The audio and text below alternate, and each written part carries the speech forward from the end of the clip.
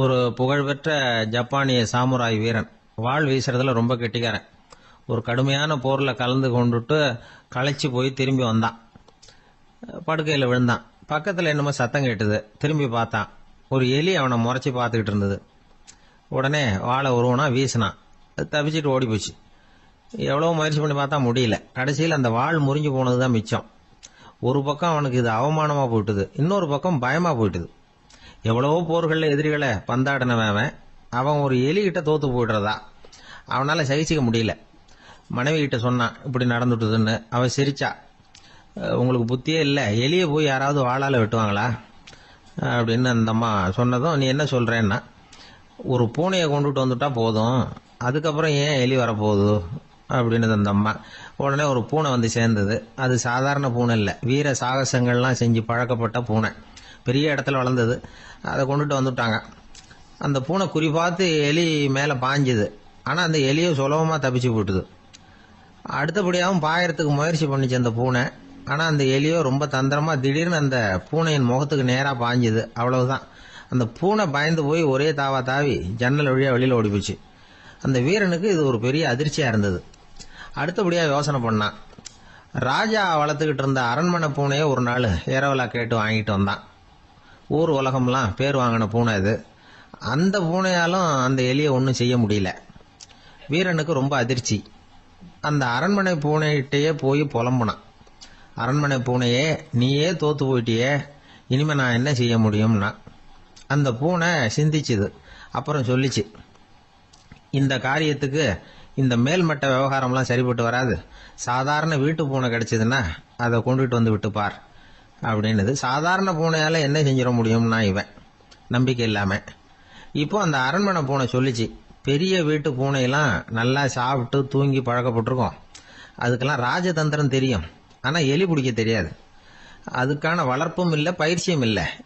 ஏன்னா அதுக்கெல்லாம் பசி கிடையாது. சாதாரண வீட்டு பூனை அப்படி இல்லை. பசிக்கு ஆகாரம் தேடி அலையும். எலிகளை பிடிச்சி சாப்பிட்டுட்டு தான் உயிர் வாழும்.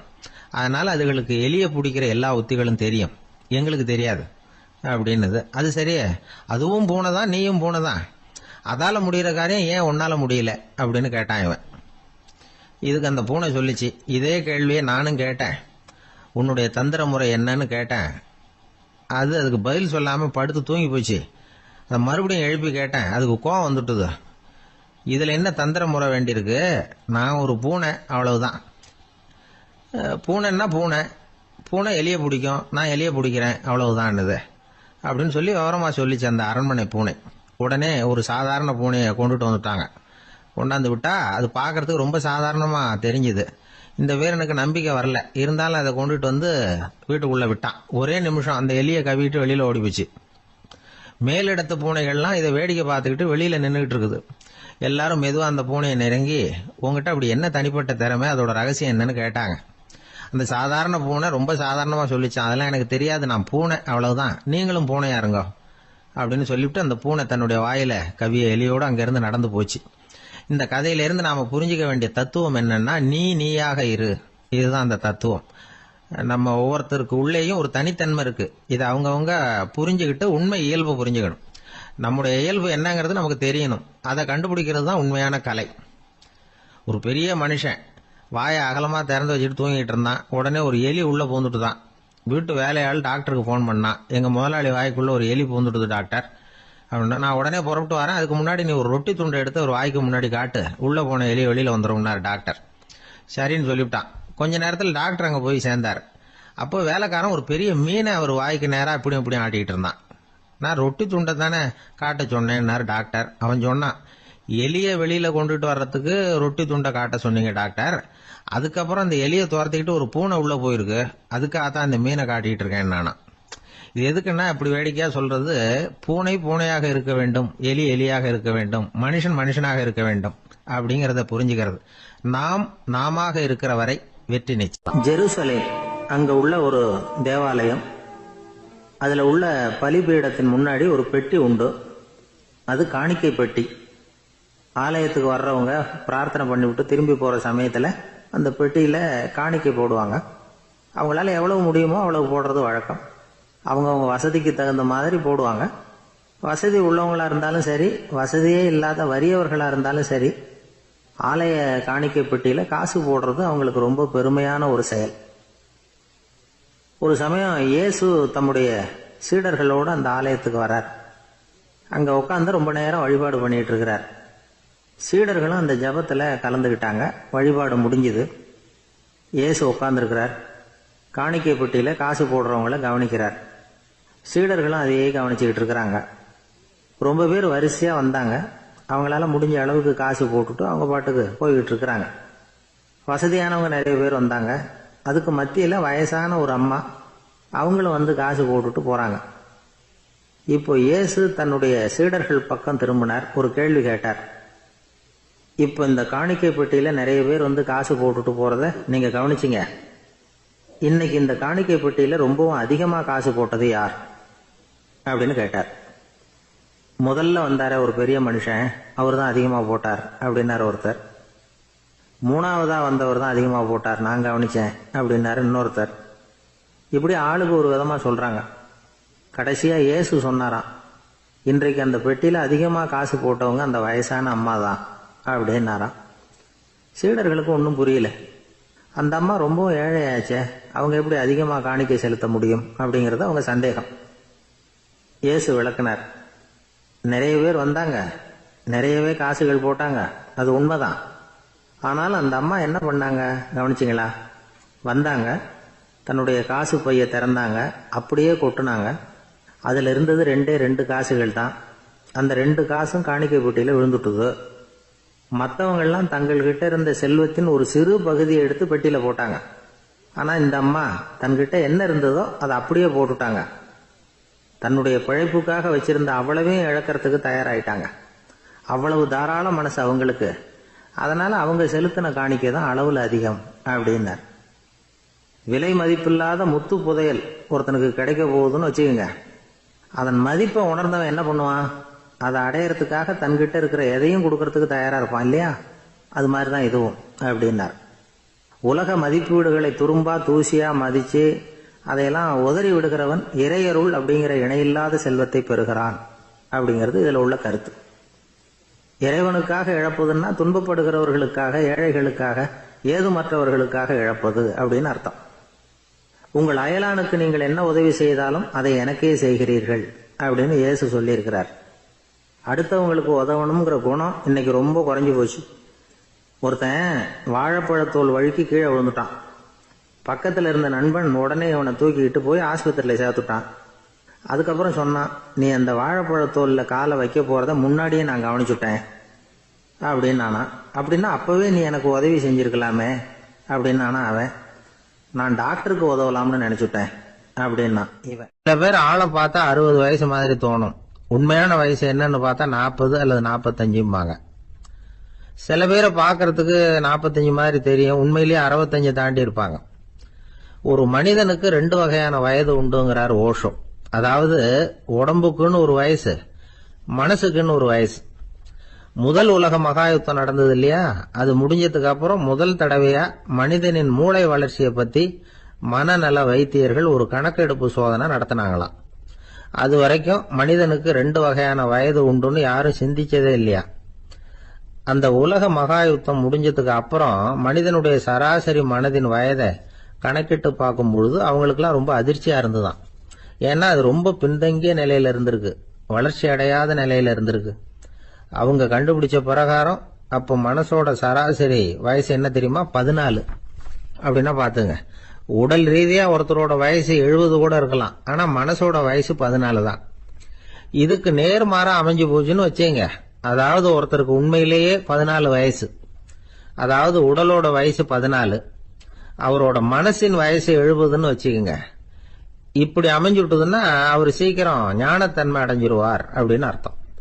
இப்ப நமக்கெல்லாம் உடம்போட வயசு மனசோட வயசு ரெண்டும் ஒன்னா இருந்துட்டா அதுவே போதும், அதுவே பெரிய விஷயம். இப்ப எமர்சன் கிட்ட போய் ஒருத்தர் கேட்டாரா, உங்க வயசு என்ன அப்படின்னு. அவர் உடனே பதில் சொல்லியிருக்கார், 360 வருஷம் அப்படின்னாராம். கேட்டவர் குழம்பி போயிட்டார். அவர் என்ன சொல்றாரு, 360 வயசா? என்ன நம்ம காதல தான் சரியா விழலையா? எமர்சன் எப்பவும் உண்மையை பேசுற ஒரு சிறந்த அறிவாளி, அவர் இப்படிலாம் பொய் சொல்ல மாட்டாரே. அப்படின்னு ஒரு யோசனை பண்ணிக்கிட்டே இவர் மறுபடியும் அவர் கிட்ட போனாராம்.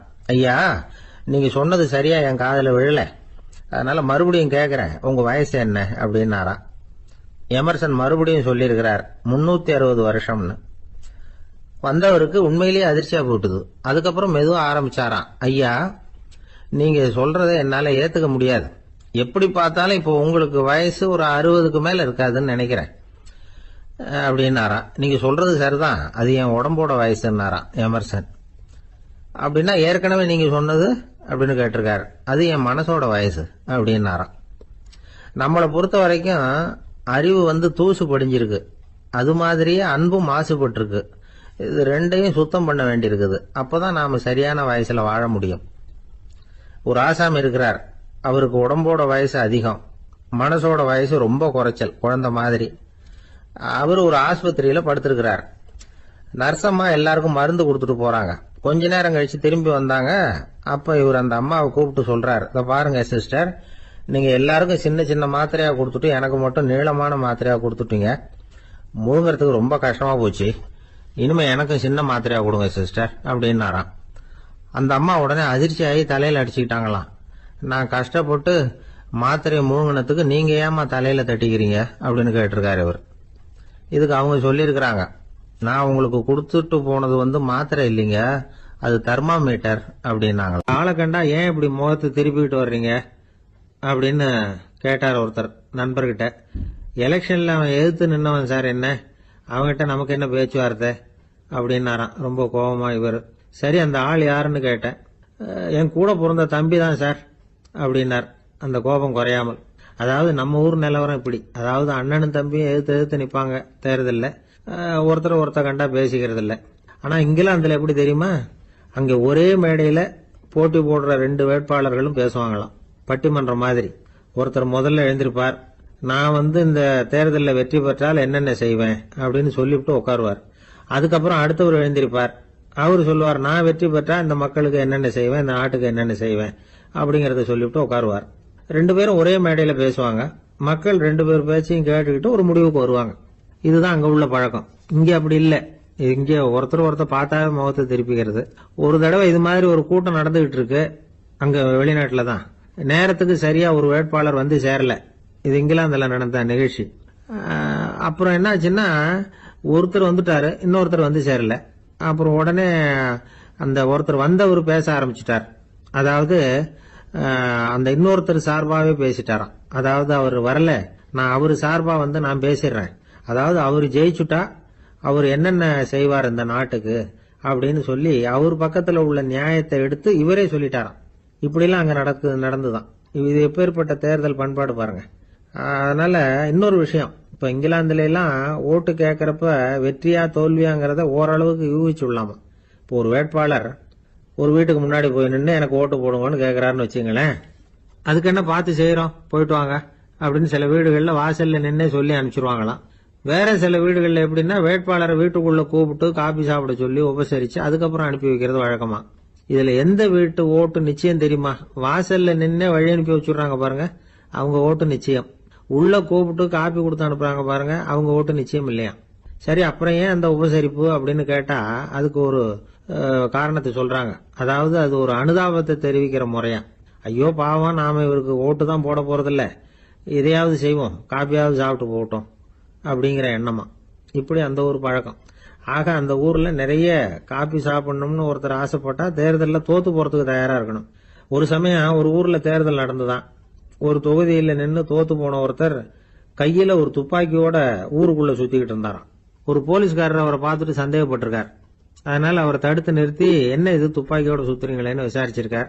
இதுக்கு அவர் சொன்னாராம், சார், இந்த தொகுதியில மொத்தம் 1,00,000 வாக்காளர்கள், அதுல எனக்கு 10,000 பேர் மட்டும்தான் எனக்கு ஓட்டு போட்டிருக்கிறாங்க. அப்படின்னா எனக்கு வேண்டாதவங்க இந்த தொகுதியில 90,000 பேர் இருக்கிறாங்கன்னு அர்த்தம். இப்படி ஒரு சூழ்நிலையில நான் என்னுடைய பாதுகாப்புக்கு ஆயுதம் இல்லாம நடமாடலாமா அப்படின்னு கேட்டாராம். எவ்வளவு எச்சரிக்கை பாருங்க. நம்ம ஊர்ல சில பேர் ஓட்டு கேட்கிற விதமே தனி. ஒருத்தர் ரொம்ப சாமர்த்தியமா ஓட்டு கேட்பாராம். அவர் எப்படின்னா, ஒரு வீட்டுக்கு போறாருன்னு வச்சுங்களேன், அந்த நேரம் அந்த வீட்டுக்காரரு என்ன செஞ்சுக்கிட்டு இருக்கிறாரோ அதே வேலையை இவரும் கொஞ்ச நேரம் செய்வாராம், அவருக்கு ஒத்தாசையா. அதுக்கப்புறம் மெதுவா பேச்சு கொடுப்பார், ஓட்டு கேட்பார், இது மாதிரி எலெக்ஷன்ல நிக்கிறேன் கவனிக்கணும்னு.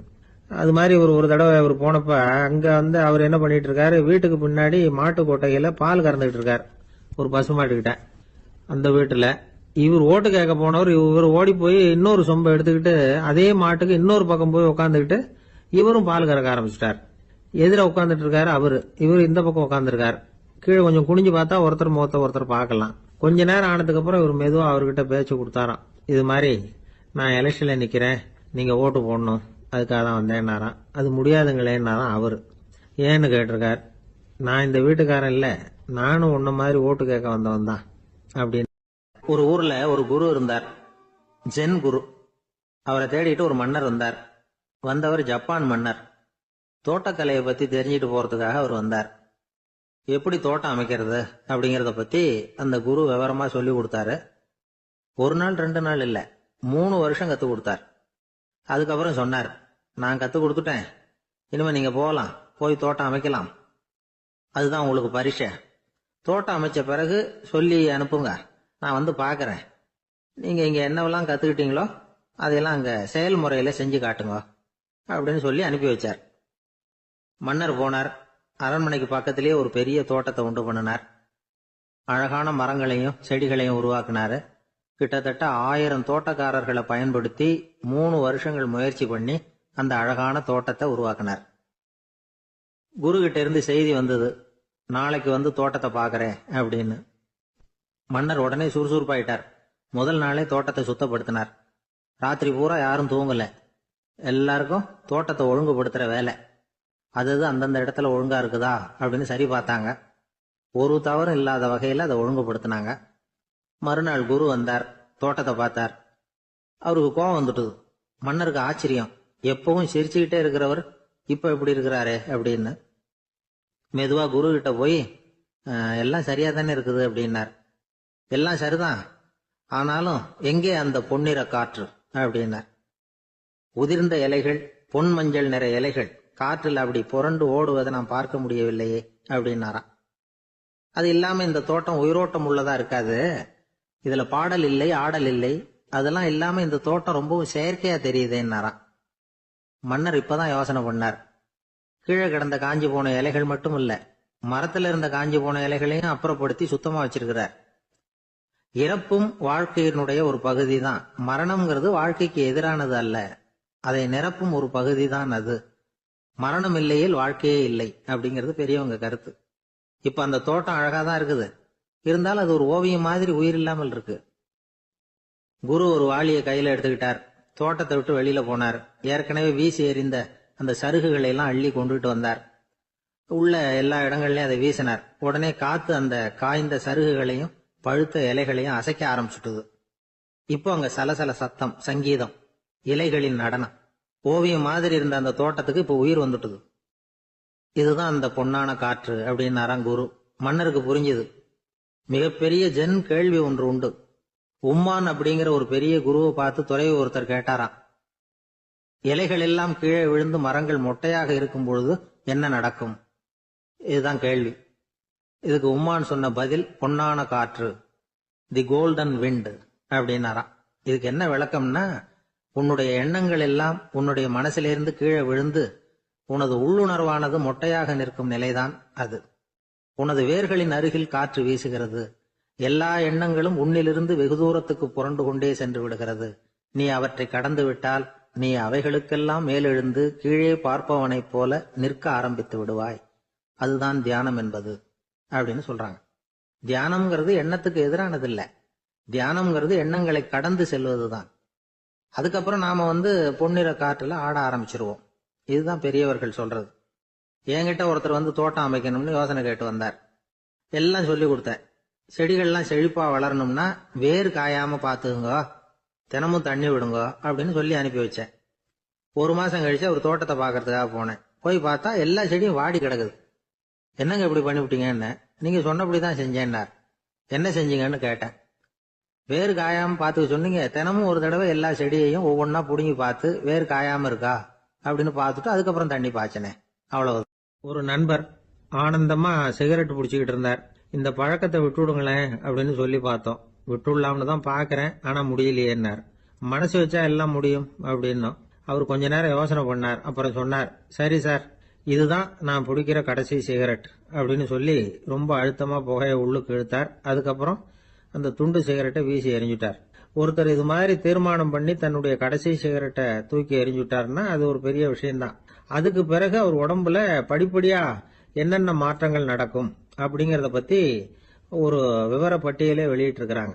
அது என்ன விவரம் தெரியுமா? ஒருத்தர் புகைப்பிடிக்கிற பழக்கத்தை நிறுத்துறாருன்னு வச்சுங்க. அப்படி அவர் நிறுத்தின 20 நிமிடங்களுக்குள்ள உயர் ரத்த அழுத்தம், உடல் வெப்பம், நாடி துடிப்பு இதெல்லாம் சரியான நிலைமைக்கு வந்துடுதான். 8 மணி நேரத்துக்குள்ள இந்த ஸ்மோக்கர்ஸ் பிரீத் அப்படிங்கிற தன்மை மறைஞ்சிருதான். ரத்தத்துல உள்ள கார்பன் மோனாக்சைடு அளவு குறையுதான், ஆக்சிஜன் அளவு கூடுதான், சரியான அளவுக்கு வந்துடுதான். ஒருத்தர் கடைசி சிகரெட்டை தூக்கி எறிஞ்சுட்டாருன்னா 24 மணி நேரத்துக்குள்ள மாரடைப்பு ஏற்படுறதுக்கான வாய்ப்பு குறைஞ்சுடுதான். 48 மணி நேரத்துக்குள்ள உணர்வு நரம்புகளின் முனைப்பகுதிகள் மறுபடியும் ஒன்னு சேர்ந்துருதான். அதனால நாக்கு சுவை உணர்வு, மூக்கின் முகரும் சக்தி இதெல்லாம் மேம்படுதான், நல்ல நிலைமைக்கு வந்துருதான். சிகரெட்டை நிறுத்தின 3 நாளுக்குள்ள மூச்சு விடுறது சுலபமாயிடுதான். இப்படி அவங்க பட்டியல் நிறைய சொல்றாங்க. 2 அல்லது 3 மாசத்துக்குள்ள என்ன ஆகும் தெரியுமா? ரத்த ஓட்டம் மேம்படுது, நடக்கிறது சுலபமாயிடுது. நுரையீரல் கொள்ளளவு 30% அதிகரிக்குது. 1-9 மாசத்துக்குள்ள சுவாச குறைபாடுகள் நீங்குது. நுரையீரல்ல இருக்கக்கூடிய இந்த அசுத்தம் வடிகட்டும் திசுக்கள் சரியா வேலை செய்ய ஆரம்பிச்சிருது. 1 வருஷத்துக்குள்ள இந்த இதய அழுத்த நோய்க்கான வாய்ப்பு பாதியா குறைஞ்சிருது. இந்த சிகரெட்டை நிறுத்தின 5 வருஷத்துக்குள்ள ஒரு நாளைக்கு 1 பாக்கெட் சிகரெட் பிடிக்கிறவர்கள்ல நுரையீரல் புற்றுநோயினால சாகிறவர்கள் எண்ணிக்கை பாதியா குறைஞ்சிருது. புற்றுநோய் செல்கள் சீரமைக்கப்படுது. ஆக ஒருத்தர் புகைக்கிறத விட்டுணும்னு தீர்மானம் பண்ணி தன் கையில இருக்கிற சிகரெட்டை இதுதான் கடைசின்னு சொல்லி தூக்கி எறிஞ்சுட்டா அதுக்கப்புறம் படிப்படியா இவ்வளவு நன்மைகளும் மாற்றங்களும் ஏற்படுறதாக இந்த அமெரிக்கன் கேன்சர் சொசைட்டி தெரிவிச்சிருக்குது. அதனால புகைப்பழக்கம் உள்ளவங்க இதெல்லாம் கொஞ்சம் யோசிச்சு பார்த்து அந்த பழக்கத்தை விட்டு விடுறது ரொம்ப நல்லது. ஆனா அதையெல்லாம் நாம சொன்னா யாரு கேட்கறாங்க? என்னுடைய நண்பர் ஒருத்தர் புகைப்பழக்கம் உள்ளவர், அவர் என்கிட்ட சொன்னார், சார், சிகரெட் பிடிக்கிற பழக்கத்தை விட்டு விடுறது என்னை பொறுத்த வரைக்கும் ஒன்றும் பெரிய கஷ்டமான செயல் இல்லை, அது ரொம்ப சுலபம் அப்படின்னார். எப்படி சொல்றீங்கன்னு கேட்டேன். நான் ஏற்கனவே 20 தடவை அந்த பழக்கத்தை விட்டுருக்கேன் சார் அப்படின்னா. ஒரு ஊர்ல ஒரு பெரியவர் இருந்தார். ஒரு நாள் அவரை தேடி ஒருத்தர் வந்தார். ஐயா, நான் கடவுளை பரிபூர்ணமா நம்புறேன் அப்படின்னார். சரி, அந்த நம்பிக்கை உனக்கு எப்படி வந்ததுன்னு கேட்டார் இவர். அவர் சொல்ல ஆரம்பிச்சார், ஐயா, எனக்கு கல்யாணம் ஆகி 10 வருஷம் ஆச்சு, ஆனாலும் குழந்தை பாக்கியம் இல்லை. அதுக்கு என்ன காரணமா இருக்கும்னு நான் யோசனை பண்ணிட்டு இருந்தப்போ நண்பர் ஒருத்தர் ஒரு ஆலோசனை சொன்னார். உனக்கு மதப்பற்று இல்ல, எந்த கடவுளையுமே நம்ப மாட்டேங்கிற, அதுதான் காரணம். கடவுளை நம்பு, உனக்கு குழந்தை பாக்கியம் கிடைக்கும் அப்படின்னார். அவர் அப்படி சொன்னாரே தவிர எனக்கு சந்தேகம்தான். இருந்தாலும் அவர் சொன்னபடியும் நடந்துதான் பாப்போமே அப்படின்னு முடிவு பண்ணேன். கடவுளை நம்ப ஆரம்பிச்சேன். அந்த வருஷமே அழகான ஆண் குழந்தை பிறந்தது. எல்லாம் இறைவன் அருள் அப்படின்னார். இவர் இப்படி சொன்னதை கேட்டதும் அந்த பெரியவர் சொன்னார், நீ சொல்றதெல்லாம் சரிதான், இருந்தாலும் இந்த காலத்துல எந்த ஒரு காரியமா இருந்தாலும் அதை சோதனை செஞ்சு பார்த்துட்டு தான் ஒரு முடிவுக்கு சேர முடியும். அறிவுபூர்வமான முடிவு அதுவாதான் இருக்கும். அறிவியல் சோதனைகள் அப்படித்தான். ஒரு குறிப்பிட்ட விஷயத்தை பத்தி எத்தனை தடவை சோதனை பண்ணாலும் ஒரே முடிவு தான் கிடைக்கணும், அதுதான் சரியா இருக்கும். அதனால இப்ப மறுபடியும் ஒரு சோதனைன்னார். என்ன செய்யணும் அப்படின்னு கேட்டார் இவர். கடவுள்கிட்ட ஒரு பெண் குழந்தை வேணும்னு கேளு. முதல்ல ஆண் குழந்தைய கொடுத்தது மாதிரியே இப்போ ஒரு பெண் குழந்தையையும் கொடுக்கறாரா பார்க்கலாம் அப்படின்னார். சரின்னு சொல்லி இவர் அதே மாதிரி முயற்சி பண்ணினார். அதுக்கப்புறம் அவரு இந்த பெரியவர்கிட்ட வரவே இல்லை. கொஞ்ச காலம் கழிச்சு இவரே அவரை தேடிட்டு போய் கதவை தட்டினார். அவர் கதவை திறந்தார். என்ன ஆச்சு, கடவுள் கண் திறந்தாரா அப்படின்னு கேட்டார். அவரு, அந்த சமாச்சாரம்லாம் நமக்கு வேணாம் சார், முதல் தடவை அது ஏதோ தற்செயலா ஏற்பட்ட ஒரு சாதகம். இப்ப நீங்க 2வது தடவை சொன்ன பிறகு தினமும் கடவுளை வேண்டிக்கிட்டு தான் இருக்கிறேன், ஒன்னும் நடக்கல அப்படின்னார் ரொம்ப விரக்தியா. ஒரே ஒரு தோல்வியில உங்க நம்பிக்கையெல்லாம் பறந்து போயிடுது பாத்தீங்களா அப்படின்னார் அந்த பெரியவர். எல்லாம் நல்ல விதமா நடக்கிற வரைக்கும் நம்பிக்கை, எதிர்பார்த்தது தோல்வியில முடிஞ்சுட்டுதுன்னா அவநம்பிக்கை. மற்றவர்கள் பேர்ல வைக்கிற நம்பிக்கை எந்த நேரத்திலையும் விவகாரமாகி விடக்கூடிய சாத்தியம் உண்டு. நாம நம்பிக்கை வைக்க வேண்டியது நம்ம கிட்ட தான், நமக்குள்ள இருக்கிறார் கடவுள். எனவே நம்ம பேர்ல நாம வைக்கிற நம்பிக்கை தான் உண்மையான கடவுள் பக்தி. நிபந்தனையற்ற நம்பிக்கையா அது இருக்கணும். எல்லாம் நல்லபடியா நடந்துகிட்டு இருந்தா எந்த முட்டாளுக்கும் நம்பிக்கை வரத்தான் செய்யும் அப்படிங்கிறது ஒரு பெரியவர் கருத்து.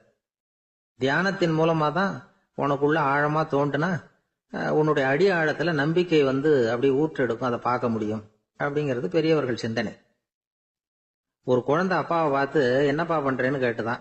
பிரார்த்தனை பண்ணிட்டு இருக்கிறேன்னாராம் அப்பா. பிரார்த்தனை பண்ணுனா என்ன கிடைக்கும் அப்படின்னு கேட்டுதான் குழந்தை. எல்லாம் கிடைக்கும் அப்படின்னாராம் அப்பா. நீ வச்சிருக்கிறிய பேனா அது கூட கிடைக்குமான்னு கேட்டுதான் குழந்தை. கிடைக்குமேன்னு இருக்கார். அப்படின்னா அந்த பேனாவை என்கிட்ட கொடுத்துரு, நீ பிரார்த்தனை பண்ணி வேற பேனா வாங்கிக்கோ அப்படின்னு தான் அந்த குழந்தை. ஒரு காட்டுல ஒரு முனிவர் இருந்தார். ஒரு நாள் அவரை தேடிட்டு 4 பேர் வந்தாங்க. சுவாமி, எங்களுக்கு ரொம்ப நாளா ஒரு சந்தேகம்னாங்க. என்னன்னு கேட்டார். இந்த உலகத்துல எவ்வளவோ காரியங்கள் நடக்குது, எது நியாயம் எது அநியாயம் அப்படின்னு புரிஞ்சுக்க முடியலன்னாங்க. அது யாராலையும் புரிஞ்சுக்க முடியாதுன்னார் முனிவர். வந்தவங்களுக்கு ஆச்சரியமா போச்சு, ஒரு மாதிரியா பார்த்தாங்க. இத முனிவர் கவனிச்சார். சரி புறப்படுங்க என்னோடன்னார். எங்கன்னு கேட்டாங்க. இப்போ உங்க 4 பேரையும் ஒரு புஷ்பக விமானத்துல அழைச்சிட்டு போறேன். இந்த உலகத்துல சர்வசாதாரணமா நடக்கக்கூடிய ஒரு காட்சியை உங்களுக்கு காட்ட போறேன். நீங்க பார்க்க போற அந்த காட்சி நியாயமா அநியாயமா அப்படிங்கறத என்கிட்ட சொல்லணும். நீங்க சரியான பதில் சொன்னா புஷ்பக விமானத்துல தொடர்ந்து பிரயாணம் பண்ணலாம். தவறான பதில் சொன்னா இந்த புஷ்பக விமானம் உங்களை கீழே தள்ளி விட்டுரும் அப்படின்னார். 4 பேருக்கும் பயம்தான். இருந்தாலும் முனிவர் கூப்பிடுறாரு அப்படின்னு சொல்லி புறப்பட்டாங்க. அவங்க எல்லாரும் புறப்பட்டு ஒரு காட்டு வழியா போயிட்டு இருக்கிறாங்க புஷ்பக விமானத்துல. அங்க நடக்கிற ஒரு காட்சியை காட்டுறார் முனிவர். அதோ அங்க பாருங்கன்னார். அந்த விமானத்துல இருந்தபடியே எல்லாரும் கீழே குனிஞ்சு பாக்குறாங்க. அங்க ஒரு தாய் புலி அப்பதான் குட்டி போட்டிருக்கு. குட்டிகளை ஈன்ற உடனே பசிக்கு இறை தேடி அந்த பக்கமா வருது. அதே நேரம் ஒரு தாய் மான், அதுவும் அப்பதான் குட்டி போட்டிருக்கு. அதுவும் இதே மாதிரி குட்டிகளை ஈன்ற உடனே பசிக்கு இறை தேடி அந்த பக்கமா வருது. இப்ப அந்த புலி அந்த மானை அடிச்சு போட்டுடுது. அதுவும் சாப்பிடுது, குட்டிகளுக்கும் கொடுக்குது. இப்போ அந்த புலி குட்டிகள் முகத்துல மகிழ்ச்சி, தாயை இழந்த அந்த மான் குட்டிகள் முகத்துல துக்கம். இப்போ அந்த முனிவர் 4 பேர்கிட்டையும் கேட்கிறார். நீங்க இங்க பாத்தீங்களே, இதுல எது நியாயம் எது அநியாயம்? ஒவ்வொருத்தரா சொல்லுங்க. உங்க பதில் சரியில்லைன்னா இந்த விமானம் உங்களை கீழே தள்ளி விட்டுரும். சொல்லுங்க பார்க்கலாம்னார். முதல்ல ஒருத்தன் சொன்னான், அந்த புலி செஞ்சது சரிதாங்க. அது பசிக்கு அதுதான் ஆகாரம். தன்னுடைய பசிக்கு தானே இறை தேடிக்கிட்டுது. அதுல என்ன தப்பு? அவ்வளவுதான். அதனால புலி செஞ்சது நியாயம்தான் அப்படின்னா. அவ்வளவுதான், அந்த விமானம் அவனை அப்படியே கீழே தள்ளி விட்டுட்டுது. அதனால அவன் கொடுத்த பதில் சரியில்லை அப்படிங்கிறது புரிஞ்சு போச்சு. இப்ப 2வது ஆள் சொன்னான், புலி செஞ்சது பாவம், அந்த தாய்மான் என்ன தப்பு பண்ணிச்சு? இப்ப அந்த குட்டிகளுக்கு யாரு ஆதரவு? அதனால புலி செஞ்சது அநியாயம் அப்படின்னா. அவ்வளவுதான், அவனையும் கீழே தள்ளி விட்டுடுது அந்த விமானம். இந்த பதிலும் சரியில்லை அப்படின்னு ஆயிட்டுது. இப்ப 3வது ஆள் வந்தான். முதல்ல 2 பேர் கீழே விழுந்ததை பார்த்துக்கிட்டு இருந்தான். அதனால அவன் சொன்னான், ரெண்டுமே நியாயம்தாங்க. புலி இறை தேடினதும் இயற்கை, அதுக்கு மான் இரையானதும் இயற்கை. அதனால இதுல ஒன்றும் தப்பு இல்லைன்னா. அவ்வளவுதான், அவனையும் அந்த விமானம் கீழே பிடிச்சி தள்ளி விட்டுது. இப்ப 4வது ஆள் வந்தான். முனிவர் கேட்டார், நீயாவது சொல்லுப்பா, இந்த செயல்ல எது நியாயம்னார். அவன் தெளிவா பதில் சொன்னான். அதாவது என்ன சொன்னான்னா, எனக்கு தெரியல அப்படின்னா. அவனை விமானம் கீழே தள்ளல, சௌரியமா அழைச்சிட்டு போட்டுது. இவனும் பிரயாணம் சௌக்கியமா பண்ணானா. ஆக இதுதான் சரியான பதில்ங்கிறத முனிவர் உணர்த்தினார். இந்த கதையிலிருந்து நாம புரிஞ்சுக்க வேண்டியது என்னன்னா, இந்த உலகத்துல எவ்வளவோ காரியங்கள் நடக்குது. அதெல்லாம் ஏன் அப்படி நடக்குதுங்கிறதுக்கு எப்பேற்பட்ட பண்டிதராலும் பதில் சொல்ல முடியாது. தெரியாததை தெரியாதுன்னு ஒத்துக்கிட்டா வாழ்க்கை பிரயாணம் சுகமா இருக்கும். அதனால தேவையில்லாத விஷயங்களை புரிஞ்சுக்கிறதுக்கு நேரத்தை செலவு பண்ணிட்டு இருக்க கூடாது. வாழ்க்கையை குழப்பிக்க கூடாது. வாழ்க்கைக்கு தேவையானது என்னவோ அதை மட்டும் புரிஞ்சுக்கிட்டா போதும். இந்த காலத்து ஆள் ஒருத்தன் ஒரு பெரியவரை தேடி வந்தான். ஐயா, ஒரு சந்தேகம்னா. என்ன உன்னுடைய சந்தேகம்னார். பகுத்தறிவுன்னா என்ன, விதின்னா என்ன அப்படின்னு கேட்டான். இதுக்கு அவரு, இப்ப உன்னுடைய வலது கால தூக்குன்னார். தூக்கணும். சரி, இப்ப உன்னுடைய வலது கால கீழே இறக்காம உன்னுடைய இடது காலையும் தூக்குன்னார். தூக்கணும். பொத்துன்னு கீழே விழுந்துட்டான். பெரியவர் சொன்னார், உன்னால ஒரு காலை தூக்க முடிஞ்சது, அதுதான் பகுத்தறிவு. 2 கால்களையும் ஒரே சமயத்துல தூக்குனா அடிபடும், அப்படிங்கிறது தான் விதி அப்படின்னு விளக்கம் கொடுத்தார். இவன் தன்னுடைய விதியை நொந்துகிட்டே இடுப்பை பிடிச்சுக்கிட்டு அங்கிருந்து நடந்து போயிட்டானான். ஒரு நாள் ஒரு 10-15 பள்ளிக்கூடத்து பிள்ளைங்க தேடிட்டு வந்தாங்க. உங்களை பார்த்துட்டு தான் போகணும், அதுக்காக தான் வந்திருக்கோம்னாங்க. என்ன விஷயம்னு கேட்டோம். நாங்கள்லாம் கூடி ஒரு முடிவு பண்ணியிருக்கிறோம், அதை உங்ககிட்ட சொல்லணும் அப்படின்னாங்க. அதுவும் ஒரு வாண்டு பையன் அதை சொன்னான். என்ன முடிவு அது அப்படின்னு கேட்டோம் ரொம்ப ஆர்வமாக. அதை இப்போ சொல்ல மாட்டோம், எங்களுக்கு பிடிக்கிற மாதிரி ஏதாவது ஒரு தகவல் சொன்னால் அதுக்கப்புறம் நாங்கள் அதை சொல்கிறோம் அப்படின்னா அந்த வாண்டு பையன். சரி, சின்ன பையன்கிட்ட இன்னைக்கு வசமாக மாட்டிக்கிட்டோம் அப்படின்னு நினச்சிக்கிட்டு அவங்களுக்கு தகுந்த மாதிரி ஒரு கதை சொல்ல ஆரம்பித்தோம். அது என்ன கதைன்னா, ஒரு பெரிய காடு, அதில் பலவிதமான மிருகங்கள். அந்த காட்டுக்கு ஒரு சிங்கம் தான் ராஜா. எப்பவும் காட்டுக்கு அதுதானே ராஜா. ஒரு பெரிய யானைக்கு இது பொறுக்கலை.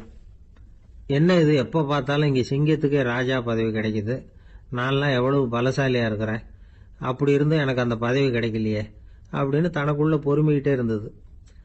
ராஜா பதவியை நினச்சி ரொம்ப ஏக்கம், அதுக்கு பதவி மோகம். இந்த சமயம் பார்த்து ஒரு குள்ள நெறி கூட்டம் அதை தேடிட்டு வந்தது. ஐயா பெரியவங்களே, நீங்கள் இந்த காட்டுக்கு ராஜாவாக இருக்க ஆசைப்படுறீங்க, அதில் ஒன்றும் தப்பு இல்லை. ஆனால் அதுக்கு முன்னாடி நீங்கள் எங்கள் கூட்டத்துக்கு கொஞ்ச நாள் தலைவராக இருங்க, அதாவது ராஜாவாக இருங்களேன், உங்களுக்கும் ஒரு ட்ரைனிங் கிடைச்சது மாதிரி இருக்கும் அப்படின்னு சொல்லியிருக்குது இந்த கூட்டம், குள்ள நெறி கூட்டம். இதை கேட்ட உடனே யானைக்கு ரொம்ப சந்தோஷம் தாங்கலை. அதுதான் எப்போன்னு பதவிக்காக காத்துக்கிட்டு இருக்குதே. இருந்தாலும் கொஞ்சம் பிகுவோட, சரி நீங்கள்லாம் இவ்வளோ தூரம் என்னை தேடிட்டு வந்து கேட்கறதுனால மறுக்க முடியல அப்படின்னு ரொம்ப ஏதோ அவளுக்கு சிரமப்பட்டு ஒத்துக்கிறது மாதிரி ஒத்துக்கிட்டது. ஏதோ உங்கள் ஆசைக்கு கட்டுப்படுறேன், கொஞ்ச நாள் உங்கள் கூட்டத்துக்கு ராஜாவாக இருக்கிறதுக்கு சம்மதிக்கிறேன் அப்படின்னுது. உடனே அந்த யானை ராஜ நட போட ஆரம்பிச்சிட்டுது. யானை சாதாரணமாக நடந்தாவே எப்படி இருக்குங்கிறது நமக்கு தெரியும். அதுவே ராஜ நட நடந்தா எப்படி இருக்கும் கற்பனை பண்ணி பாருங்க. யானை முன்னாடி கம்பீரமாக போய்கிட்டு இருக்குது, தலைவர் இல்லையா, அதனால குள்ள நரிகள்லாம் ரொம்ப அடக்கமாக அது பின்னாடி அணிவகுத்து போயிட்டு இருக்குது. ராஜா வாழ்க, மன்னர் வாழ்க அப்படின்னு கோஷம் வேற. யானைக்கு தலைகால புரியல, அவ்வளவு சந்தோஷம்.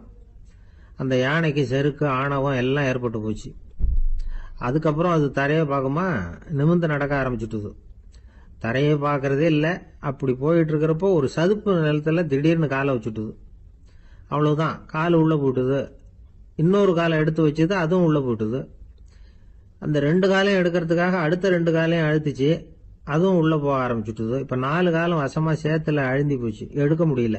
குள்ள நரிகள்லாம் அதை சுத்தி சுத்தி வந்தது. சிலது சுத்தி நின்று டான்ஸ் ஆட ஆரம்பிச்சுட்டுது யானையை பார்த்துட்டு. இதை யானை பார்த்தது. என்ன இது, தலைவர் நான் தவிச்சுக்கிட்டு இருக்கிறேன், தொண்டர்கள்லாம் சுத்தி நின்று வேடிக்கை பார்த்துக்கிட்டு இருக்கிறீங்க, டான்ஸ் ஆடுறீங்க அப்படின்னு கேட்டுதான். தொண்டர்களே, தலைவர் நான் தவிச்சுக்கிட்டு இருக்கிறது உங்களுக்கு தெரியலையா? இப்போ உடனே உங்க தலைவரை காப்பாற்ற வேண்டியது உங்க கடமை இல்லையா அப்படின்னு கத்துச்சான் அந்த யானை. குள்ள நரிகளில் ஒன்று முன்னாடி நின்று அந்த யானையை பார்த்துதான், தலைவரே எங்களுக்கு ரொம்ப நாளா ஒரு ஆசை, அந்த ஆசையை நிறைவேற்றிக்கிறதுக்காகத்தான் உங்களை எங்க தலைவராக ஏத்துக்கிறோம்னு சொன்னோம் அப்படின்னு தான். என்ன ஆசைன்னு கேட்டிருக்கு யானை. யானை கறி சாப்பிட்டு பார்க்கணுங்கிறது எங்களுக்கு ரொம்ப நாள் ஆசை, அது இன்னைக்கு தான் நிறைவேற போகுது அப்படின்னு தான் அந்த நரி. இதை கேட்ட உடனே அந்த யானை அப்படியே மூர்ச்சி ஆயிட்டு தான். நரிகள்லாம் அது மேலே ஏறி குதற ஆரம்பிச்சுட்டு தான். பதவி மேலே இருந்த பேராசை அந்த பலசாலியான யானையையே மாட்டி விட்டுட்டு பார்த்தீங்களா அப்படின்னு சொல்லி முடித்தோம் இந்த கதையை அந்த சின்ன பிள்ளைங்க கிட்ட. சரிங்க, இப்போ நாங்கள் உங்களை தேடி வந்த விஷயம் என்னங்கிறத சொல்லவா அப்படின்னா ஒரு வாண்டு பையன். சீக்கிரம் சொல்லு தம்பி, சஸ்பென்ஸ் தாங்கலை அப்படின்னோம். அவன் மெதுவா எங்களை பார்த்து சொல்றான், எங்களுக்கு கொஞ்ச நாள் நீங்க தலைவரா இருந்தா தேவலை அப்படின்னு. கிபி 1078 வருஷம் மார்ச் மாதம் 19ஆம் தேதி திங்கட்கிழமை அதிகாலை நேரம் ஒரு குழந்தை பிறந்தது. எங்க தெரியுமா?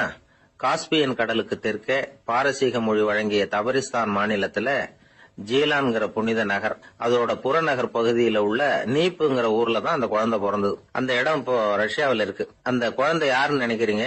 அதுதான் முஹித்தீன் பெருமான், ஆன்மீக சாதனைகள் புரிந்த மகான் முஹித்தீன் ஆண்டகை.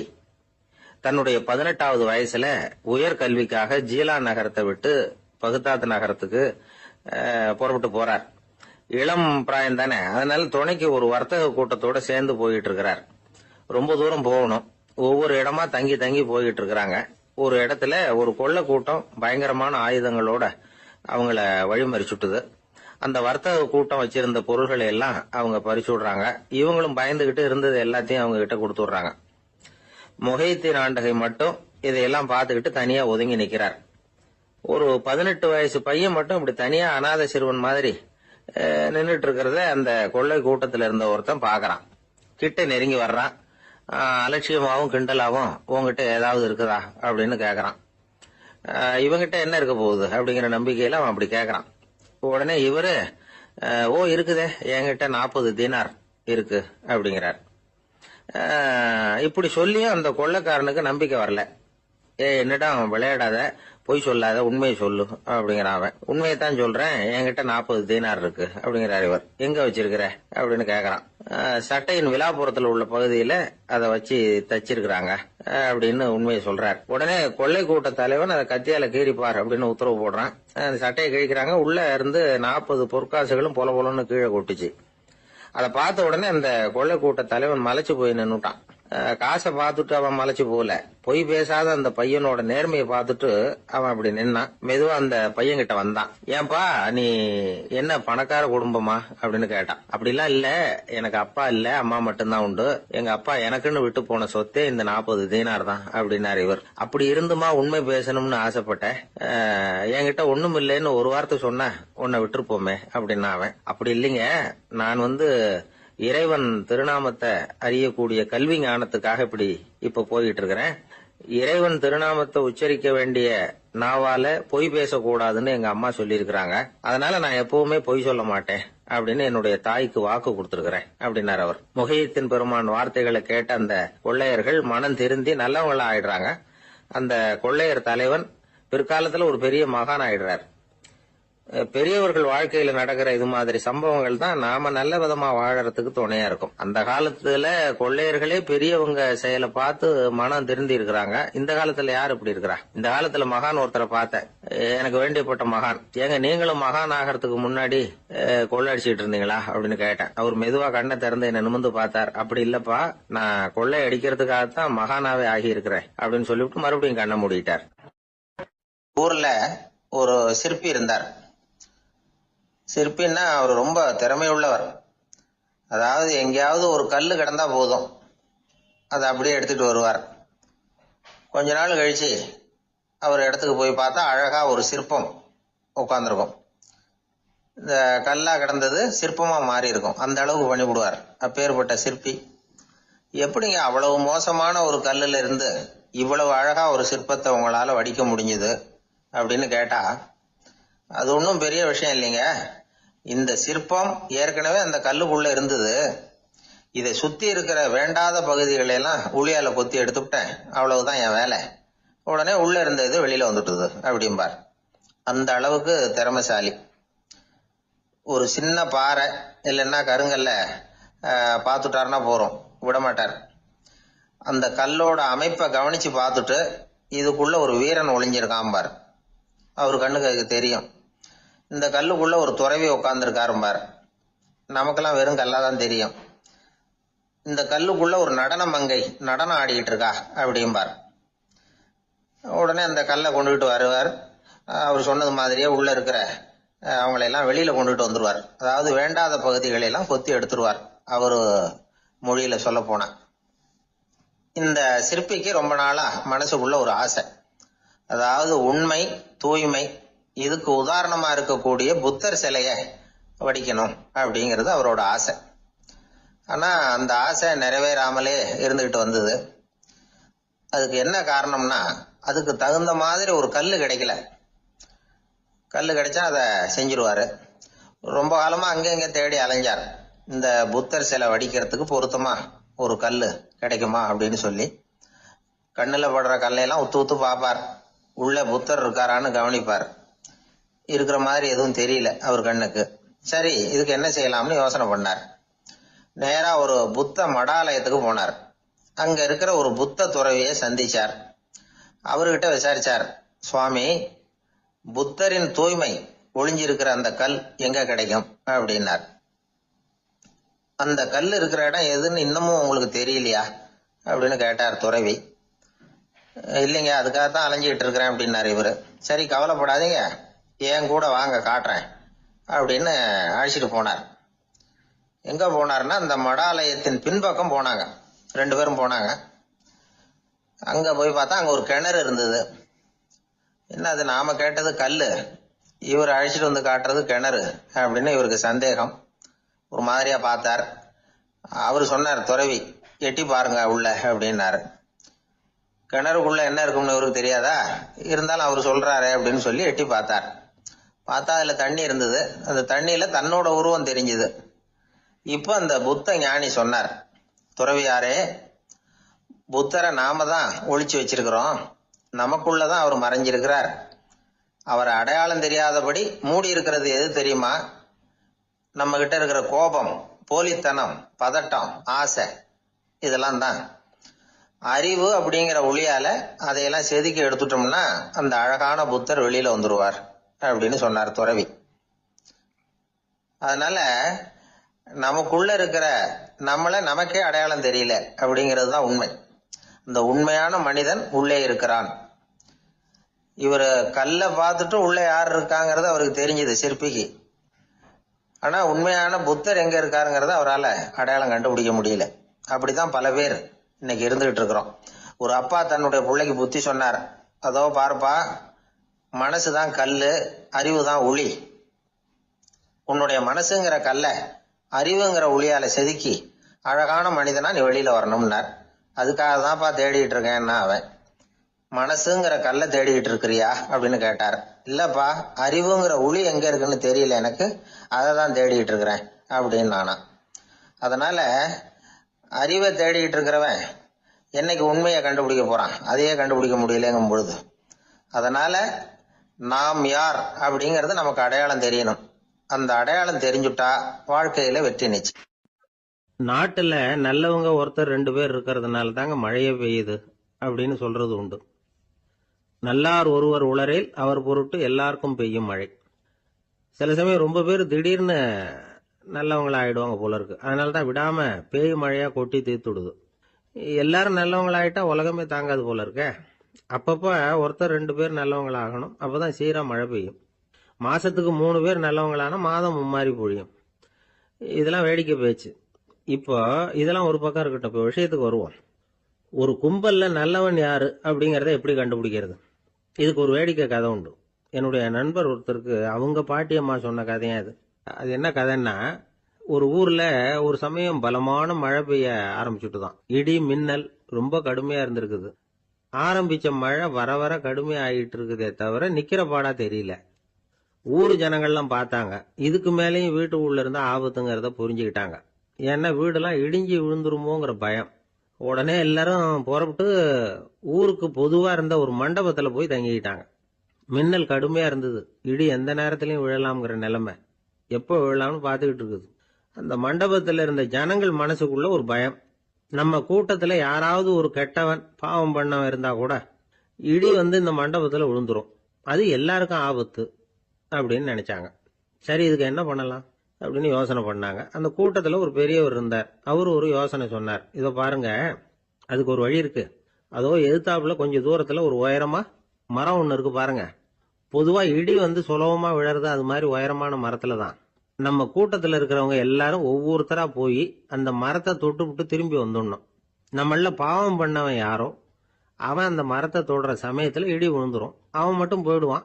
மண்டபத்துல இருக்கிற நாமெல்லாம் பொழைச்சிக்கலாம் அப்படின்னு ஐடியா கொடுத்தாரு அந்த பெரியவர். இது நல்ல யோசனையா பட்டது. எல்லாரும் ஒத்துக்கிட்டாங்க. ஒவ்வொருத்தரா போய் அந்த மரத்தை தொட்டு விட்டு திரும்பி வந்தாங்க. இடி எதுவும் விழல. இன்னமும் பாவம் பண்ண ஆசாமி அதை போய் தொடல போல இருக்கு அப்படின்னு நினைச்சுக்கிட்டாங்க. ஒவ்வொருத்தரா போறாங்க. எல்லாரும் போய் தொட்டு விட்டு வந்தாச்சு. இன்னும் ஒரே ஒரு ஆசாமி தான் பாக்கி. கடைசியா இருந்த அந்த ஆள் பயந்துட்டான். இது வரைக்கும் இடி விழலைன்னா இப்ப என்ன அர்த்தம்? இப்ப நாம தான் பாக்கி, நாம தான் தப்பு பண்ண ஆள் போல இருக்கு அப்படின்னு நினைச்சுட்டான். அதனால துணிச்சலா போய் தொடுறதுக்கு பயந்தான். தயங்கிக்கிட்டே இருந்தான். இருந்தாலும் மற்றவங்க எல்லாம் சும்மா இருப்பாங்களா? கட்டாயப்படுத்தி கழுத்தை பிடிச்சி தள்ளாத குறையா அவனை தள்ளி விட்டாங்க, போய் தொட்டுட்டு வாடான்னு.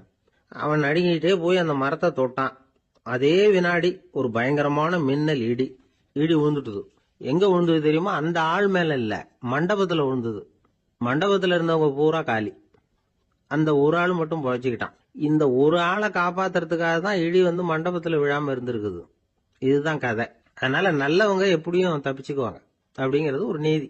ஒருத்தன் அப்படிதான் தெருவில் நடந்து போய்கிட்டு இருந்தான், ரொம்ப நல்லவன். எதிரில் ஒருத்தன் சைக்கிள்ல வந்துகிட்டு இருந்தான். அதுல மோதி இவன் கீழே விழுந்துட்டான். சைக்கிள்காரன் உடனே இறங்கி இவனை தூக்கி விட்டான். இவன் எழுந்திரிச்சு அவனை முறைச்சி பார்த்தான். அப்படி பார்க்காதீங்க சார், நீங்கள் ரொம்ப புண்ணியம் பண்ணியிருக்கீங்க, அதுதான் இப்போ வந்து சைக்கிளில் மோதிக்கிட்டீங்க அப்படின்றான். என்ன அப்படி சொல்கிறேன் நானா? இவன் 10 நிமிஷத்துக்கு முன்னாடி நான் லாரி ஓட்டிகிட்டு வந்தேன், அப்போ நீங்கள் எதிரில் வந்திருந்தீங்கன்னா என்ன ஆயிருக்கும் அப்படின்னானா அவன். ஒரு ஊர்ல ஒரு கோயில் இருந்தது. ரொம்ப பழைய கோயில். உள்ள போறதுக்கே பயமா இருக்கும். எந்த நேரத்துல இடிஞ்சு விழுந்துருமோ அப்படிங்கிற பயம். அப்படி இருந்ததுனால யாரும் துணிஞ்சு சாமி கும்பிடுறதுக்கு அங்க போறதில்ல. கோயிலுக்கு வர்ற கூட்டம் கொஞ்சம் கொஞ்சமா குறைய ஆரம்பிச்சுட்டுது. கோயில் நிர்வாகிகள் எல்லாரும் கூடி உட்காந்து பேசினாங்க. என்ன பண்ணலாம்னு யோசனை பண்ணாங்க. எந்த இடம் மோசமா இருக்கோ அந்த இடத்த பழுது பார்த்தாங்க. அங்க எங்க வர்ணத்தை பூசி கொஞ்சம் அழகுபடுத்தி பார்த்தாங்க. ஏதோ இந்த ஊர்ல கோயில்னு ஒன்று இருக்கு, அது மக்களுக்கு தெரியணும் அப்படிங்கிறதுக்காகத்தான் அப்படிலாம் பண்ணாங்க. இருந்தாலும் கோவில் இருக்கிற நிலைமை மக்களுக்கு தெரியும். அதனால அங்க வர்றது குறைச்சிக்கிட்டாங்க அவங்க.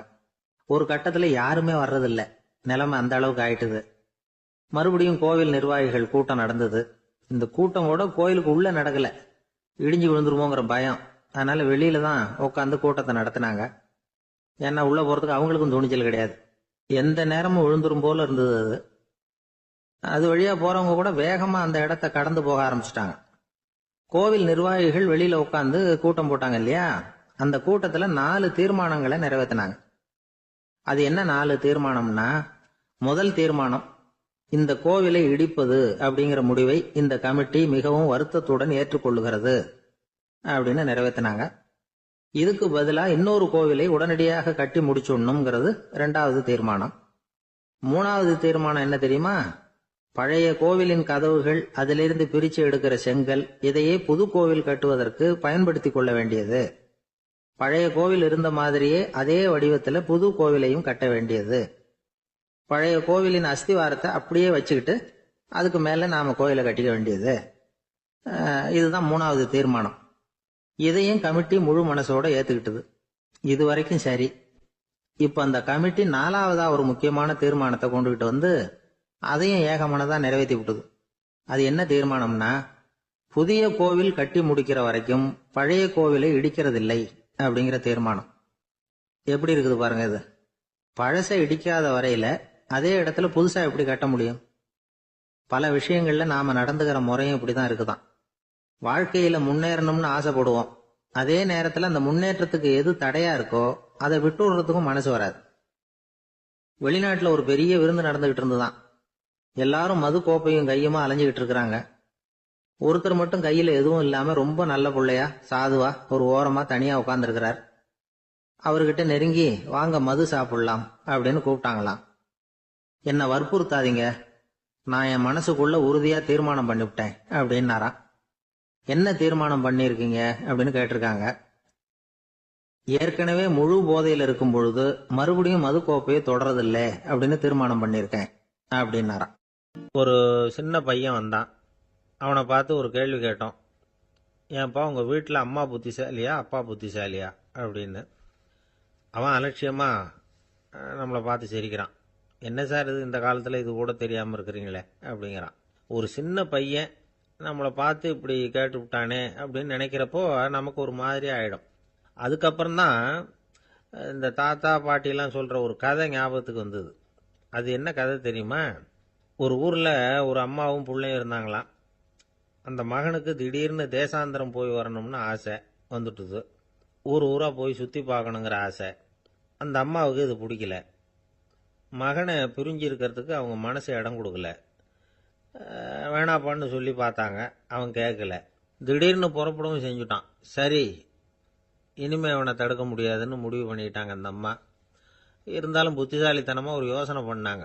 மகனை கிட்டத்தில் கூப்பிட்டாங்க. அவங்ககிட்ட சொன்னாங்க, இதை பாருப்பா, நீ தேசாந்திரம் போகிறதுன்னு தீர்மானம் பண்ணிவிட்ட, அதை நான் தடுக்கலை, போயிட்டு வந்துடும். ஆனால் போகிறதுக்கு முன்னாடி எனக்கு ஒரு வாக்குறுதி கொடுத்துட்டு போ அப்படின்னாங்க.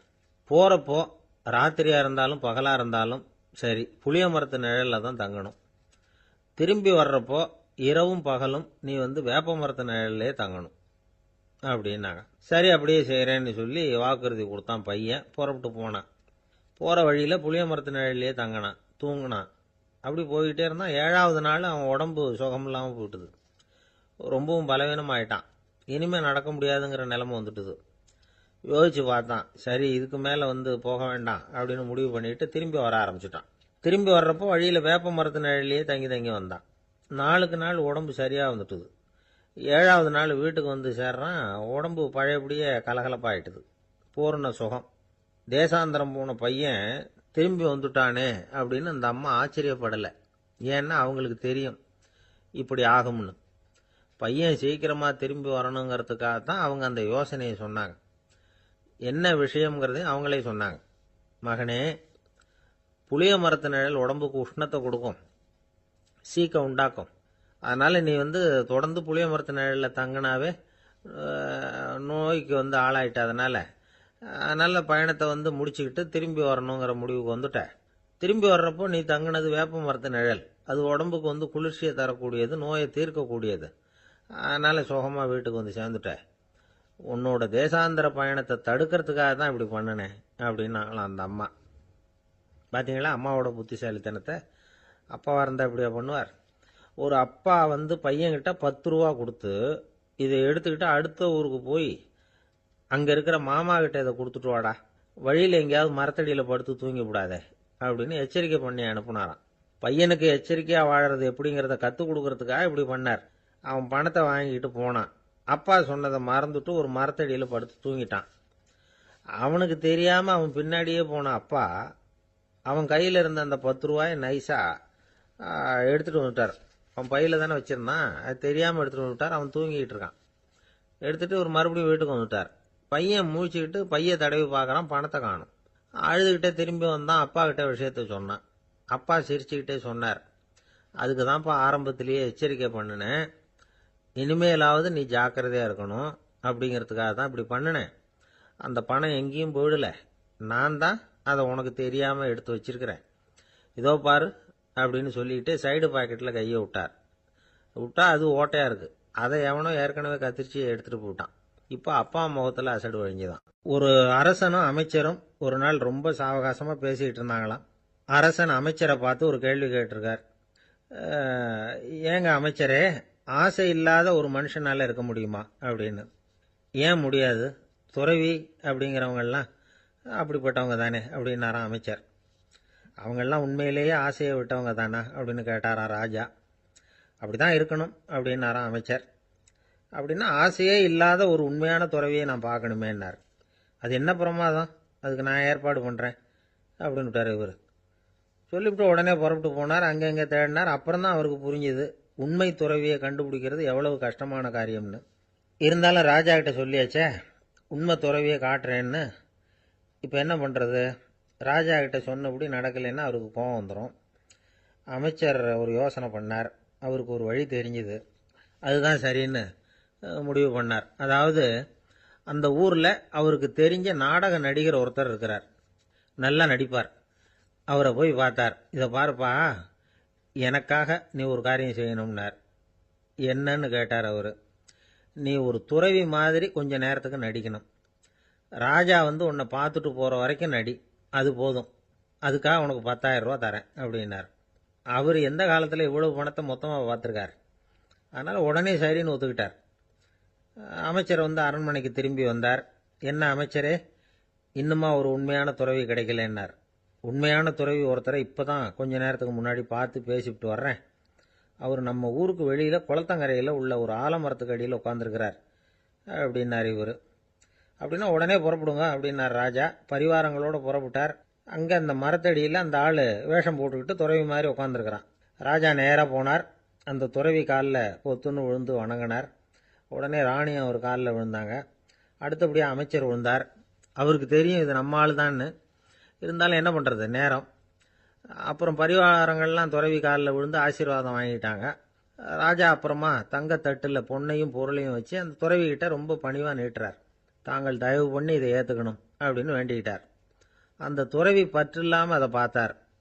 எல்லாத்தையும் திறந்துவிட்ட எனக்கு இதெல்லாம் எதுக்காக அப்படின்னு சொல்லி அதை மறுத்துட்டாராம்.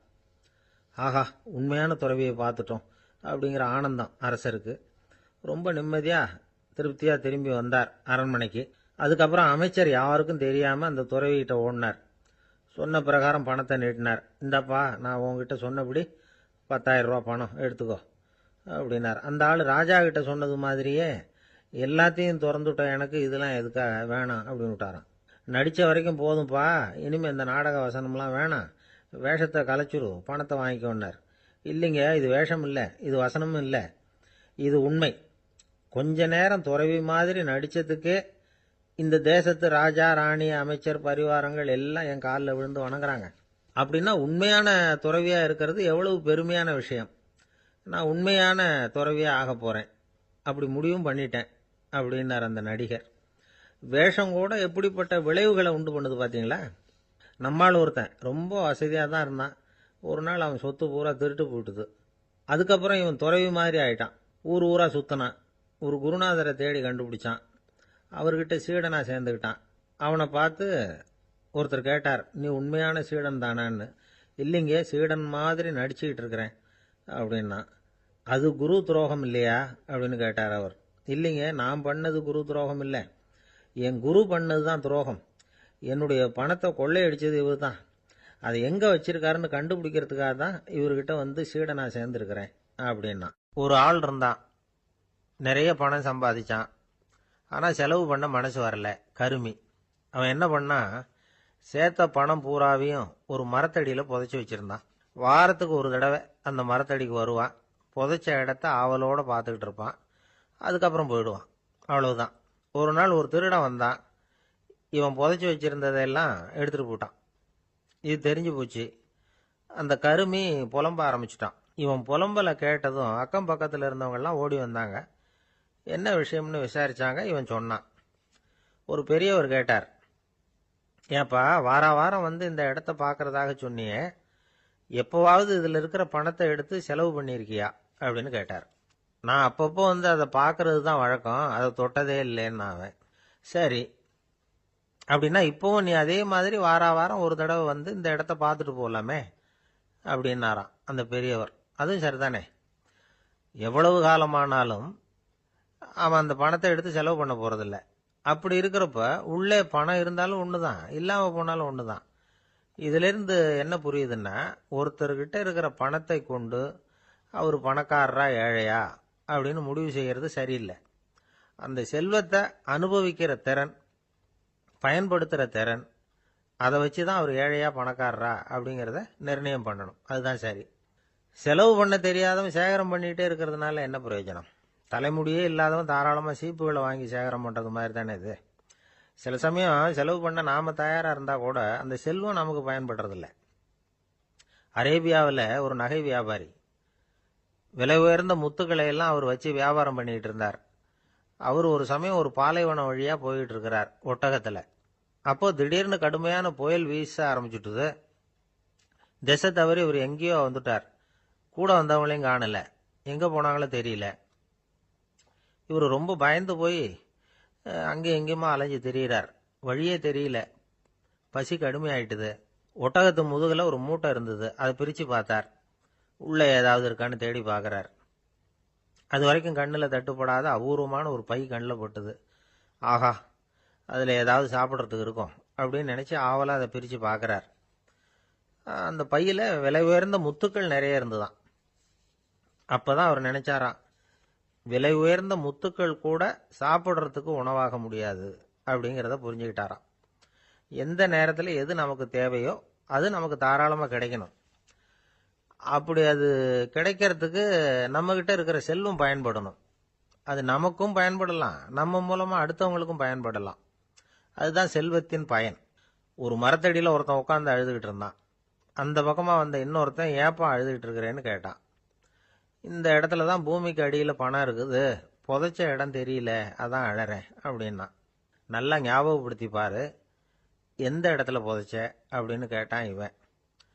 அது எப்படி எனக்கு தெரியும், புதைச்சி வச்சிருக்கிறவன் நான் இல்லையே, எங்கள் எதிர்த்த வீட்டுக்காரன் அப்படின்னானா இவன். அந்த ஆள் என்னை கண்ணாப்புண்ணான்னு திட்டிவிட்டான் சார், அதை நினச்சா எனக்கு ரொம்ப வருத்தமாக இருக்குது அப்படின்னு சொல்லி கவலைப்பட்டார் ஒருத்தர். இதில் கவலைப்படுறதுக்கு என்ன இருக்குது அப்படின்னார் ஒரு பெரியவர். அவர் ஒரு மகான். என்ன சார் இப்படி சொல்கிறீங்க, ஒருத்தர் நம்ம பார்த்து திட்டுனா வருத்தமாக இருக்காதா அப்படின்னார். அது எப்படி வருத்தமாக இருக்கும், திட்டுறதுங்கிறது என்ன, அது வெறும் சத்தம் தானே அப்படின்னார் அந்த பெரியவர். நம்ம ஆளுக்கு தலையை பிச்சுக்கலாம் போல இருந்தது. இருக்காது அப்படின்னா நமக்கு அப்படி தானே தோணுது. அந்த பெரியவர் சொல்றது ரொம்ப பெரிய விஷயம். அதை நாம புரிஞ்சிக்க முயற்சி பண்ணலாம்னா நடைமுறை வாழ்க்கைக்கே அது ஒத்து வர்றது மாதிரி தெரிய மாட்டேங்குது. இருந்தாலும் அந்த பெரியவர் அதுக்கு என்னதான் விளக்கம் கொடுக்குறாருன்னு பார்ப்போமே. ஒரு ரயில் போயிட்டு இருக்கு. அதுல ஒரு சாது போயிட்டு இருக்கார். அந்த ரயில் அவர் ஹரித்வாரம் போயிட்டு இருக்கார். அவரு ரயில்ல ஏகப்பட்ட கூட்டம். நம்ம ஊர் ரயில் கேட்கவா வேணும்? டிக்கெட் வாங்கிட்டு கொஞ்சம் பேர், வாங்காத கொஞ்சம் பேர். அது என்னத்துக்கு அனாவசியமா டிக்கெட் அப்படிங்கிற நினைப்புல பாதி பேர். இந்த கூட்டத்துக்கு மத்தியில அந்த சாதுவும் போயிட்டு இருக்கிறார். உட்கார்றதுக்காக இருந்த இடத்துல ஒரு ஆள் படுத்திருக்கிறான். கொஞ்சம் முரட்டு ஆசாமி. அவன் காலு பக்கத்துல கொஞ்சோண்டு இடம் பாக்கி இருந்தது. அந்த இடத்துல இந்த சாது உட்கார்ந்திருந்தார். மெதுவா உட்காந்துக்கிட்டார் போய். ஆனா அந்த ஆளு ராத்திரி பூரா இவரை காலால உதச்சிக்கிட்டே இருக்கிறான். அது இவருக்கு ரொம்ப அவமானமா பட்டுது. அதனால துக்கம் ஏற்பட்டது. இருந்தாலும் அதை ஒரு மாதிரியா சகிச்சுக்கிட்டே இவர் சேர்ந்தார். பொழுது விடிஞ்சது. அந்த சாது ஹரித்வார் சேர்ந்தார். அங்க ஒரு பெரிய ஞானியை சந்திச்சார். ராத்திரி ரயில்ல அந்த ஆள் உதைச்சதையும் அதனால தனக்கு ஏற்பட்ட துக்கத்தையும் இந்த சாது அந்த ஞானி கிட்ட சொன்னார். சொல்லிவிட்டு, ஏன் சுவாமி, எனக்கு துக்கம் ஏற்பட்டதே அது தப்பா அப்படின்னு கேட்டார். தவறுதான் அந்த ஞானி. உனக்கு இன்னமும் தேக அபிமானம் போகலேங்கிறது தான் அது காட்டுது. அஷ்டாவக்கிரர் என்ன சொல்றார் தெரியுமா? உண்மையான ஞானி யாராவது தன்னை வந்தனை செய்தால் அதற்காக சந்தோஷப்பட மாட்டார், யாராவது நிந்தனை செய்தால் அதற்காக வருத்தப்பட மாட்டார் அப்படின்னு சொல்றார். நிந்தனைங்கிறது ஒரு ஒலி தான். தேகாபிமானம் இருக்கிற வரைக்கும் இந்த ஒலி நம்மளை வேதனைப்படுத்தும். நான் தேகம் இல்லை, ஆத்மா அப்படிங்கிற நினைவு இருந்தா இந்த ஒலி நம்மளை பாதிக்காது. மனு என்ன சொல்றார் தெரியுமா? ஒரு சாதகன் பாராட்டுதலை விஷம்னு நினைச்சு பயப்படணும், அவமானத்தை அமிர்தம்னு நினைச்சு சந்தோஷப்படணுங்கிறார். அவமானப்பட்டா கவலைப்படாம எப்படி இருக்க முடியும் அப்படின்னு தான் நமக்கு தோணும். அதனாலதான் நம்மள யாரும் இதுக்கு உதாரணமா யாரையும் காட்ட முடியல. புத்தரையும் கபீரையும் உதாரணமா காட்டுறாங்க. அவங்களுக்கெல்லாம் அவமானம் ஏற்பட்டப்போ கவலையே படலையாம். புத்தரை அவமானப்படுத்தணுங்கிறதுக்காக கௌசாம்பி ராணி ஒரு இளம் பெண்ணை கொலை பண்ணி சடலத்தை புத்தர் குடிசைக்கு முன்னாடி போட சொன்னார். போட்டாங்க. புத்தர் தான் அந்த பொண்ணை கெடுத்து கொலை பண்ணி விட்டாருன்னு எல்லாரும் நினைச்சாங்க. ஆனா புத்தர் இதை பத்தி கவலையே படல. அப்புறமா உண்மை தெரிஞ்சதும் புத்தர் புகழ் இன்னும் அதிகமாயிட்டு. ஒரு பெரிய சபையில ஒரு மோசமான பொண்ணு நுழைஞ்சி தனக்கும் கபீருக்கும் சம்பந்தம் உண்டுன்னு சொன்னா கபீர் கவலைப்படல. அவங்க மாதிரியெல்லாம் நாமளும் இருக்க கத்துக்கணும். நிந்தனை, அபகீர்த்தி, அவமானம் எல்லாம் ஆண்டவன் கொடுக்கிற பிரசாதம்னு நினைக்கணும் அப்படின்னு சொல்றார் அந்த ஞானி. இதை கேட்ட இந்த காலத்து ஆசாமி ஒருத்தர், நான் கூட அப்படிதான் சார், யாராவது அவமானப்படுத்தினா கவலைப்பட மாட்டேன். நேத்து கூட ஒருத்தர் என்ன பலார்னு அரைஞ்சுட்டார், நான் கொஞ்சம் கூட கவலைப்படல, பேசாம வந்துட்டேன்னார். ஏன் அப்படி வந்துட்டீங்க அப்படின்னு. அவர் அரைஞ்சதுலேயும் ஒரு அர்த்தம் இருந்தது, அதனாலதான் அப்படி வந்துட்டேன்னார். ஏன் அரைஞ்சாருன்னு கேட்டேன். 10 வருஷத்துக்கு முன்னாடி